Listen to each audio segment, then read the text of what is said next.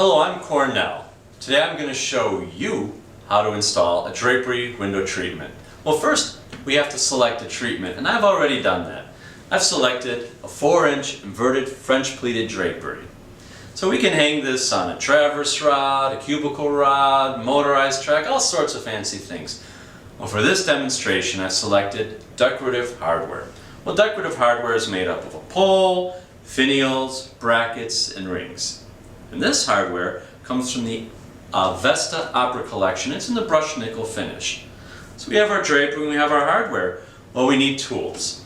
Well, with this we have a molly gun, we have bits, we have fasteners, a hammer, all available on the website. And I brought along a hammer, tape measure, and my dad's old square. Great. So now we have our drapery, our hardware, our tools. Let's discuss drapery a little bit. Drapery, for a window such as this, can be a single panel. It can be one-way draw right, or it can be a one-way draw left. We can have two panels, which is split draw, where they split in the center, gather on each side. But when they do that, the gather is called the drapery stack. Now we have certain standards, however, we can go as wide as we want, we can go as high as we want. We don't even need to have a window there. We can just put up a drapery and give the illusion that maybe there's a window there. Doesn't matter. Well, for this application, we're going to go ahead and measure what we have here because we have a window. So from outside a window molding to the outside of the other molding, we're going to take that dimension. It's 22 inches. So that is my outside dimension. From outside of the molding to the outside of the molding, I have 22 inches. So people often ask me, and they say, well, Cornel, what is the minimum width of drapery to allow me to expose the entire window when the drapery is open? I say, good question. Well, we know now, we measured this, it's 22 inches. So how do we know the width of the drapery to allow it to completely expose the window when it's open? That's easy. We have a formula, Ludwig Interiors formula. Let's go ahead and plug in that 22 inches into our formula. That gives us 32 inches. So on a one-way draw, that would give us a 10-inch stack on either end. But in our application, for this installation, we're going to go split draw. So that gives us a stack of 5 inches on each side. So that means that this drapery, for a 22-inch window, should be 32 inches wide. Great. How long is our pole supposed to be? We have a 32-inch wide drapery. How long is the pole? Well, we have an industry standard where we add 2 3/4 inches to the pole, so the pole should be 34 3/4 inches. Great. Why? Well, I'll explain that. When we hang drapery on a pole with rings, we have brackets. So the bracket goes in, we have our bracket, and we're going to put a ring and a finial.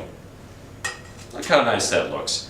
But we're going to center that ring between the bracket and the finial. Well, this dimension is generally about 2 inches, and then we have a little overlap from the finial here that overlaps on the pole. So if we take that dimension from each side, that's where we get that extra 2 3/4 inches that we add onto the pole. So now we know that we have drapery 32 inches wide, and we have a pole that's 34 3/4 inches wide. Now we got to talk about height. Well, how long should this drapery be? Oh, that's easy too. Let's grab your pole, we'll hold it up, decide where we like it, and we say, honey, does the pole look good here? What about up here? Should we put it on the molding? I generally like to have drapery poles somewhere in the middle, somewhere centered. I think it's a nice look. Now, the drapery is going to hang on a ring. The ring goes onto the pole, and the drapery will line up right with the bottom of the ring. That way, the entire ring is exposed. So we want to mark the bottom of this ring when we hold up this pole, so we know exactly the height or length of the drapery. Okay, so we go again, we hold it up, and we ask again, honey, does it look good here? Oh, she says it looks wonderful. So we have to make a tick mark, just to measure, make a small mark. Little mark where the bottom of that ring is, because that's where the top of the drapery will be. That height looks good. I have a very small tick mark. We take the pole down. Now we get to measure. So I take my tape measure, and I measure off the floor. Off the floor to my tick mark, which is the bottom of the ring. That comes up to exactly 72.5 inches. So I measured from the floor to the tick mark, which is the bottom of the ring, 72.5 inches. So now we say, okay, well, how long should the drapery be? Well, we can puddle this on the floor. I can put 2 inches on the floor, 3, 6, it doesn't matter. We can come off the floor. Well, let's stick with industry standard. Industry standard says drapery should be 1/2 inch off the floor. Why? Well, that's easy. Drapery, when it hangs to the floor, something like the look where it breaks on the floor. That can add a crease, it can add a wrinkle. Also, when drapery hangs on the floor, a light drapery like this may get dirty. Oh, we don't want that. Then we're going to have a black mark on the bottom. Doesn't look good.